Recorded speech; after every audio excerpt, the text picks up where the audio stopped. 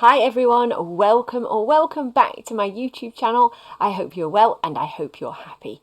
Today we are going to be looking at the 2024 National Curriculum SPaG test. That is spelling, punctuation and grammar. This is one of the tests that Year 6 children take around May, and the children who are currently in Year 6 took this test in the May just gone. So let's have a look at it. It's not going to be the most exciting video, but I'm doing this video because it has been a request. So this is for you. You know who you are. Okay, then let's get into this fun-packed SPaG test then. So front cover looks a little bit like this. Actually, before we go into it, I want to just show you this. So this is the types of questions, and we can see across the top here the types of questions that are given in this test. The first part of it here is really punctuation heavy. So many questions are testing pupils' punctuation. And as it goes on, there's still quite a lot of punctuation. And then there's also a lot of word class. So grammatical terms, key vocabulary is really important here. I mean, there's a fair few kind of other things as well, but really is very punctuation heavy on this test. Okay, we'll go through question by question. Which sentence must end with a question mark? And the instruction here is to tick one. You need to tick one. You can't circle one. You can't underline it. You have to actually tick it, and you have to tick it in this box. Do you know how long it took for the trees to grow? We have planted rose bushes around the trees. How beautiful the flowers will be. I will ask my teacher if I can show you. So the question is this one. This is the one that should end with the question mark. A few people might be a bit flummoxed by this one.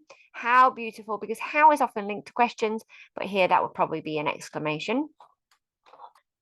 Question 2, which sentence is punctuated correctly?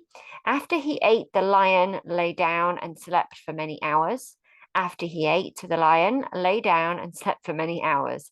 After he ate, the lion lay down and slept for many hours. Okay, you get the idea. Right, so let's have a little look then. This is testing that you know that the comma goes after the fronted adverbial. So here we've got the fronted adverbial. After he ate, we need to have a comma after it. After he ate, the lion lay down and slept for many hours. And here we've got a coordinating part of the sentence. We've got our coordinating conjunction. So it would be that one. Question 3, insert a semicolon in the correct place in the sentence below. It was raining heavily. She had lost her umbrella the week before. So the semicolon is marking the break between two closely linked, well, they could actually be standalone sentences. So here it would go, it was raining heavily. So we pop it in there. She had lost her umbrella the week before. So this could be a sentence on its own. This could be a sentence on its own. But here we've got a semicolon because these sentences are very closely related. Which sentence uses a comma correctly? Sadly, the match had to be cancelled. However, talented, she will still need to work hard. Therefore, the answer is obvious. Before next weekend, our packing must be finished. So let's have a little look then. Well, this is also testing the fronted adverbial again, so repeat. And we've got sadly, comma, the match had to be cancelled. Okay, because that we have got however here, however talented she would, but it wouldn't work in this context. We've got therefore as well, and we've got before, but the comma's not correct with those. It needs to be after the fronted adverbial, and the sentence needs to make sense. Question 5, which sentence is a command? Well, I see this word command and I think, right, I know that command sentences have to start with a bossy verb or an imperative. So first of all, I'm looking here for the start of a sentence that has a verb. Well, I can see putting does and I can see hold does. So let's have a little look. The nurse will bandage your sprained ankle. You have been told to stay at home and rest. Putting an ice pack on it should really help, should help. Hold the handrail to keep yourself steady. Well, this is giving us the instruction here. Hold Okay, next one is a punctuation question. Which sentence uses an apostrophe correctly? The car's horn beeps loudly. It says the same for each one. It's just this apostrophe that we've got here. So we know that it's going to be a possessive apostrophe. So it's going to, the horn belongs to the car. So it will just be a simple comma here. The car's horn beeps loudly. There we go, there it is. Being careful to keep my tick in the box. Question 7, rewrite the underlined verbs in the sentence below so that they are in the simple past. Oliver feels, that would go to felt. Being careful not to make any spelling errors. Collects would go to collected. Being careful to keep my writing within the box. And win would change to won. No capitalizing necessary. You could even join up your writing. I didn't do that there. It's a bit trickier for me on this with this pen.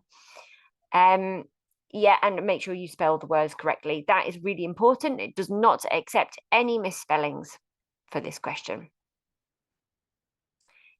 Question 8. Tick one box in each row to show whether the underlined word is a possessive pronoun or a relative pronoun. So we've got the sentence here. We've got where we need to tick here for possessive or relative on this side. This is a question for just 1 mark. So you need to get them all right for 1 mark. If you get any wrong, then you don't get any points, I'm afraid. So the first one, the red helmet is mine. That is possessive because it shows that I own it. It's my possession. I wear it when I ride the new bike, which my uncle gave me. That is not possessive. That would be a relative. My bike goes much faster than yours. Yours is possessive, so it will be a tick there. Question 9, tick one sentence that must end with a question mark. If you don't mind, I'd rather stay at home today. That's a statement, so that needs a full stop. He asked why his parents wanted to move house. That's a reported speech. That would need a full stop. If you finish your homework, are you able to stay? We've got a question there. Are you able to stay? She wondered if she would ever find the answer to her question. So it's tried to trick you up here by putting the word question in there, which is, you know, a bit annoying. But if you finish your homework, are you able to stay? That's a question, yeah. Question 10, we've got the good old antonym, which basically means the opposite. Synonym means the same, antonym means opposite. Tick the word that is an antonym of happy. Well, contented means the same. So that's a synonym, not an antonym. Bored, cheerful, miserable. Yeah, miserable would be the antonym of happy. Question 11, which sentence is the most formal? This question is testing that children know the difference between formal and informal writing. The school wouldn't save so much money, wouldn't it? The school could end up better off financially. It's a bit more formal. The school would benefit from the financial savings. It's a great idea to save school funds. So we're looking for the most kind of official language here, not with any kind of colloquialisms, and not really with any apostrophes for omission. The school would benefit from the financial savings. That's the answer. Question 12, insert a dash in the correct place in the sentence below. I will not tell you any more about the film. You'll have to see it for yourself. So here we've got, I will not tell you any more about the film. We could have a full stop there, but we've got this kind of slightly informal, maybe a bit kind of like a little tag on extra. So the dash would go there. It's not really ideal because actually with a dash, you shouldn't really have it squeezed up like this. Should be spaces either side of a dash. But that's very hard here because they haven't given you much room here. Question 13. Which sentence uses capital letters correctly? Okay. In July, I will visit my grandparents in Newcastle. So this question's testing that you know what a proper noun is and which words are proper nouns. So we need July to be capitalized and we need Newcastle to be capitalized. Grandparents does not need to be capitalized in this situation. So that's the correct one. Question 14, insert a pair of brackets in the correct place in the sentence below. The players, both former world champions, waited at the side of the court. What do you think? Where's that extra bit of information? Well, let's think. The players, both former world champions, waited at the side of the court. So this is the part that goes in brackets because this part would make sense without the brackets. The players waited at the side of the court. We've got the extra bit of information here. Okay, but I'm going to rub out this because for our answer, we need to have just the brackets like it says. That one's perfect. Question 15. Look at the underlined pronoun in the sentence below and circle the noun that it refers to. Early bicycles did not have pedals, so riders had to push themselves along using their feet. So the pronoun has been underlined, that's themselves. Now that links to one of the nouns. Well, I can see several nouns here. Bicycle, pedals, riders, feet. But I know themselves is people, so the one that it must be the riders. Now I haven't circled it. Silly me. I need to circle it to make sure I'm following the instructions. Question 16. What is the grammatical term for the underlined words in the sentence below? The cat that was stuck in the tree belongs to my sister. The cat that was stuck in the tree. That was stuck in the tree. What's that? Let's have a look then. Is it a noun phrase? No. Relative clause? I think it is. Coordinating conjunction? No. Main clause? No, because a main clause would make sense by itself. So it's got to be a relative clause. And it starts with a that. So yeah,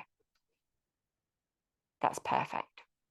Tick one box in each row to show whether the sentence is written in standard or non-standard English. Here's the sentence. Here's the standard English boxes. Here's the non. I've got to tick one box. You haven't done a bad job, she told us. You ain't done a bad job, she told us. You've done an excellent job, she told us. You've done an excellent job, she told us. Right, okay. So you haven't done a bad job, that's fine. You ain't done a bad job is non-standard. You've done an excellent job is standard. You done an excellent job is non-standard. And look, you get 1 mark for getting them all right. Question 18, insert a full stop, a question mark, and an exclamation mark in the correct places in the sentences below. They've bolded those nicely for us here. Okay, so we can see that they've left quite a lot of space here for us to do this. So, did you see that goal? I thought it was incredible, exclaimed Elle. Okay, so did you see that goal? Question mark. I thought it was incredible, exclaimed Elle. We know it's an exclamation because they've given us a hint here. They said exclaimed. That one's perfect. Which sentence is the most formal? This is testing the knowledge of formal and informal writing. We'd appreciate it if you could put your litter in the bin outside. Please pick your litter up and put it in the bin. We request that you put any litter in the bins provided. Don't forget, litter goes in the bin. Right. So we've got request here and bins provided. So I think this one is the most formal. It's probably the second most formal. We'd appreciate it, but this is the most formal here. We've got a dash there, so that one's not going to be formal. Exclamation mark too. This one is, yeah. And this is the right answer. What is the grammatical term for the underlined words in the sentence below? We discovered the dusty, narrow pathway behind the house. Okay, what is it? Is it a noun phrase, a relative clause, a main clause, or an adverbial? Well, I've got 2 adjectives here, the dusty and narrow, and we've got a pathway, which is a noun. So this adjective, adjective, noun is a little noun phrase. Question 21. Which sentence is punctuated correctly? Please take out your books, said the teacher calmly, and finish your poems. So this is testing that we know where inverted commas go relative to the said the teacher part. So let's have a little look then. We need the inverted commas to go around what the teacher says.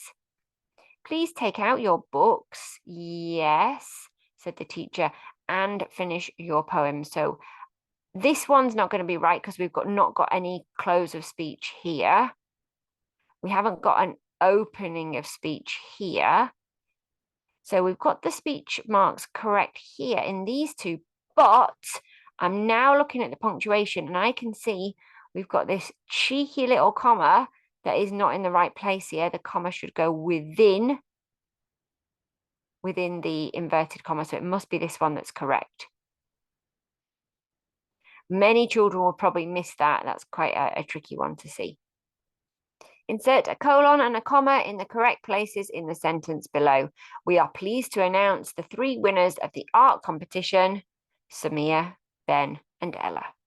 So we are pleased to announce the 3 winners of the art competition as follows: Samia, comma, Ben and Ella. This is really quite a simple structure that's taught even in year 2 often. So yeah, it's quite a good one to remember. That would rely on a lot of year 6 children having a refresher on that because it was taught so low down the school. But it's quite an easy one, isn't it? Tick one box, question 23. Tick one box in each row to show whether the words are synonyms or antonyms. So it's the second question we've had about antonyms. So synonyms has the same meaning. Antonym means opposite. So rough and smooth, well, they're opposite, aren't they? Courageous and brave, synonyms. Vivid and dull, well, they are antonyms. Okay, oh, and you get 1 mark there for all of them, so please make sure you get all of them right. How is it going so far? Easy? Do you reckon you're getting them right? Because we're coming up to halfway. Not quite yet, though. Let's have a look at number 24. What is the grammatical term for the underlined words in the sentence below? If you get tired on the cycle ride, stop and have a break. If you get tired. Well, we've got an if there. Now, I know that this is a subordinate clause because it can't stand on its own. Stop and have a break could be a sentence by itself, but this part couldn't be. And if you've seen my video on subordinate clauses, which I can link here, I know this little mnemonic, I saw a wabub, and the I stands for if. So if you've learned that, you will know, and you can watch my video to help you. And now we are officially halfway. So well done if you've watched it this far. Well done if you've been trying it out as you go. Question 25. Insert a pair of commas in the correct place in the sentence below. One of the world's most interesting plants, the Venus flytrap, catches its prey by snapping its leaves shut. So the pair of commas are going to go around the extra part of information in the center. So let's have a little look. One of the world's most interesting plants. We could have different kinds of punctuation here, but they want 2 commas. The Venus flytrap catches its prey by snapping its leaves shut. So we've got this little embedded part here. We know it's an embedded part because if we didn't have it in, one of the world's most interesting plants catches its prey by snapping its leaves shut. It would make sense without it. So it's embedded inside. Sentences are either active or passive, and question 26 is about the passive. The manager has sent you an email. Our dog lost her new collar. The weather was very cold this winter. The meal was enjoyed by everyone. Well, when we have passive sentences and active sentences, it means that the action has been being done to the subject. So often this is taught in primary schools by using the by. A lot of children will know this one. This won't be a tricky one. The meal was enjoyed by everyone. So it's been switched from the active to the passive. Question 27 is just a knowledge question. Children will just have had to remember that this is the grammatical term. What is the grammatical term for the underlined part of the word below? So we've got ness from happiness underlined. Okay, and this is a suffix. The word affix or morpheme would have been accepted as well, and there would be no spelling requirements for this. So if you just put 1 F, you'd still get it right. Question 28. What is the word class of the underlined words in the sentence below? Although the battery on her phone was low, Amy managed to call her mum when she knew she would be late. Again, I've got a video on subordinating conjunctions. I think I linked it before. What is the word class here? Well, we know they're conjunctions, subordinating conjunctions. I think you would be able to write subordinators as well. And if you can't spell subordinating conjunctions, then it wouldn't matter for this. And hopefully I would get the mark, even though I didn't squeeze it on the line. I'm sure I would. Question 29, are you still with us? Question 29, explain how the comma changes the meaning of the second sentence. We have cooked chicken soup and fresh bread.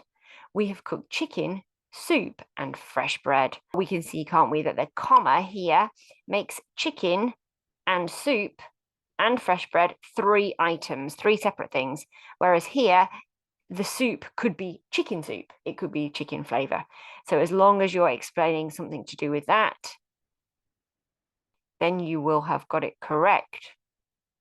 You could also say something about the comma changing the number of items here. And it wouldn't matter about your spelling or punctuation in your answer. Question 30, all about modal verbs. I have a video all about modal verbs, and here it is. I'll link it here above. You have to circle the modal verb in the sentence here. So modal verbs are usually taught around about year 5. So they would be referred to again in year 6. So children would have to kind of dig back in their brains to their modal verb knowledge for this one. Hannah said, I could share her snack because I had forgotten mine. Could here would be the modal, and there's my lovely circle around there for 1 point, 1 mark. Question 31, circle the 4 nouns in the sentence below. The successful athletes were full of pride when they accepted their medals from the judges. A noun is a person, place, or thing. Can have an or a or the before it sometimes. So let's have athletes, circle it, so athletes. Pride, that's probably the hardest one. Medals and judges. Yeah, pride's a bit of a tricky one because it's non-tangible. We can't really touch pride, whereas we can touch these ones. Yep, so it's not really a concrete noun. Okay, good.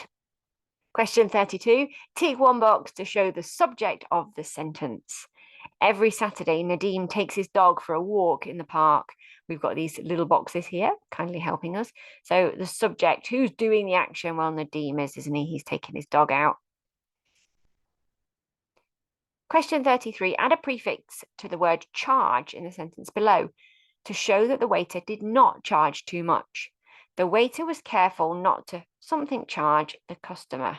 This would be overcharge, and you would be able to have surcharge as well. 1 mark. Question 34, what is the word class of the underlined words in the sentence below? Wow, so many word class questions in this part. We had a drink after our swim in the pool. These things are things, aren't they? They're nouns. How that could be confusing is with swim, a lot of children might see swim as a verb, swim, swimming, but here it's meant as a noun. Question 35, insert a hyphen in the correct place in the sentence below. Hyphens not to be confused with dashes.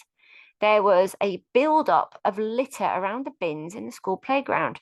So we need 2 words that need to be joined together with a hyphen without a gap between it. So I know that build-up would be the one here. There was a build-up. This just relies on children knowing that, having the vocabulary. Question 36, circle the coordinating conjunction in the sentence below. So more on conjunctions here. This time we need a coordinating conjunction, and I need to circle it. The journey proved difficult as they had to travel by night, but they made good time once the stars came out to guide them. So there's a little mnemonic called fanboys to remember coordinating conjunctions. The as there could throw people, but it is the but. We've got the balance between these 2 parts of the sentence. They both have equal weight. Question 37, which word class is hand operated in the sentence below? One person turned the hand operated wheel while the other steered the boat. So things that could confuse children here could be that hyphen in there. Hand operated wheel. Oh, okay, so this is describing the wheel, isn't it? So it's going to be an adjective. Okay, but a lot of children, this would rely on having been taught well about hyphenated adjectives. Yeah, cold-blooded, this kind of thing. Taught it not so long ago, actually, in a group lesson. Right, let's look at question 8 then. Draw a line which matches the first part of each sentence to the second part so that each sentence is correct. So down here, we've got the teachers, and the teachers. We've got no apostrophe here, and we've got the apostrophe in different locations. Then we've got the ends of the sentence. Staff room was full of books and old armchairs. Teacher's new mug was a present from her class. The teachers were taking part in the school play. So this one is going to join to this one because this is a plural, more than one teacher. The teachers were taking part. This one here, the teachers, we've got it afterwards. So the belonging is to like a group of teachers, to a lot of teachers. So it's going to be that one. And the teacher's mug, it belongs to her. It's her mug or his mug. Their mug. There we go. And again, 1 mark. This has changed, actually. It used to be 2 marks for questions like this. And if you got 1 wrong, you would still be able to have 1 mark. But it's slightly different this time. It's only 1 mark. Question 39, add a prefix to the underlined word to make it an antonym, another antonym question, and another prefix question. Write the whole word in the box. Aisha had a very mature attitude in life. So we need to think of a little group of letters that would go at the front of mature. So we'd have immature. No capitalization required, and you wouldn't be able to spell that word incorrectly. It would have to be spelled correctly. Question 40, 10 to go, 10 to go. You still with us? I hope you are. Here we go. What is the word class of the underlined words in the sentence below? After school, Jack takes his little brother to the park. These are all determiners.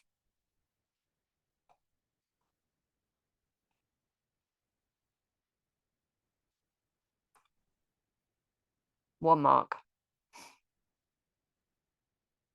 Question 41, in which sentence is dance a verb? Tick 1. Our class took part in an Irish dance workshop. He sprained his ankle and he could not dance. The dance involved moving very quickly. Ballet and hip hop are my favorite types of dance. Okay, so which one is dance a verb? So where is it showing the action? After he sprained his ankle, he could not dance. It's that one. Question 42, and I think we're probably getting to maybe some of the trickier questions. I think this is quite a tricky one. I bet this caught out quite a few children, actually. Write the contracted form of the underlined words in the boxes below. If nobody is home, your parcel will not be delivered. So we need to say, instead of having nobody is, we need to have nobody's. If nobody's home, so it would be like this. Your parcel won't be delivered, and we rely as well on having that apostrophe in the right place to show where that omitted letter is. Very important. 1 mark. Question 43. In which sentence is fast an adverb? So where is fast describing the verb? Although he ran fast, Tom did not win the race. Although he was a fast runner, Tom did not win the race. Tom did not win the race despite his fast time. Tom's time was fast, but he did not win. So where is it describing the verb? Can you see? It's actually quite close to the verb. Although he ran fast. This one. Question 44. Rewrite the underlined verbs in the simple past. So a tense question. Joseph hurriedly draws the man's portrait, but then tears the page out of his sketchbook. So he hurriedly drew irregular verbs. This is testing a knowledge of irregular verbs and putting them into the simple past. Tore. He tore. Many children will have right teared there. 1 point. 1 mark. Question 45. Circle the 2 prepositions in the sentence below. So prepositions, often quite small words. that say where something is or when something's happening. So we need after playtime. You must stay inside the classroom until it's lunchtime. 1 mark. Rewrite the underlined verb so that it is in the past progressive. Alexandra walked home. So we need it to be was walking. No misspellings allowed. Rewrite the sentence below in the passive. Another passive question. Remember to punctuate your answer correctly. The noise of the traffic disturbed us. So we need to switch it around and have it from active to passive. So we'd have we were disturbed by the noise of the traffic.